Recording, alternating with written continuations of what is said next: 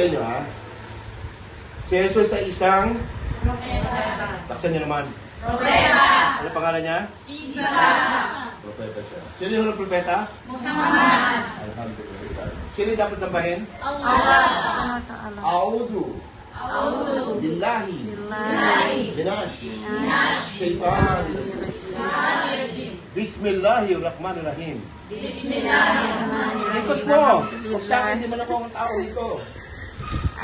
Asyado an la ilaha illallah wa asyadu Asyhadu anna Muhammad Rasulullah. Allahu Akbar. Allahu Akbar. La ilaha illallah. Ang sabi niyo kanina, kayo ay sumasaksi na walang ibang dapat sambahin maliban sa Allah.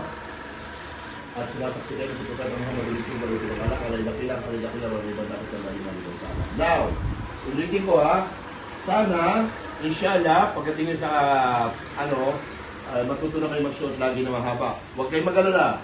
Kasi yung nga dinala kong Pakistani dati doon sa may multinational, kaya bumisita, tinignan ko talaga kung may mga babae.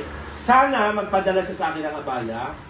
Pag nagpadala sa akin, kung nari bukas o makalawa, yung Corte John, babalikan ko dito para abot ko sa inyo. Inshallah. Mali pangalawa, sa 17, babalikan ko dito, bibigyan ko kayo, inshallah, siguro mga 10 kilos na kaning baka. Inshallah. Amin. Yun yung panahon na inihalad ang kanyang anak na si Prophet Ismael. Hinalad, okay? So, inshallah, hihili ko sana sa inyo na sana, inshallah, pag magdadasal kayo, parang kung magdadasal kayo, kasi siyempre, sino ba gusto mapunta sa impyerno? Di ba wala? Wala. So, tawag lang kayo sa Allah. Ya Allah, patawarin niyo po ko. Ya Allah, gabayin niyo po ko. Patubayin niyo po ko. Inshallah, okay? So, ingatan niyo yung buong pamilya. Hinili ko sana subhanahu wa ta'ala ang kapayapaan ng iyong pag-iisip at kapayapaan ng buhay. Amen. Sana, inshallah, yung mga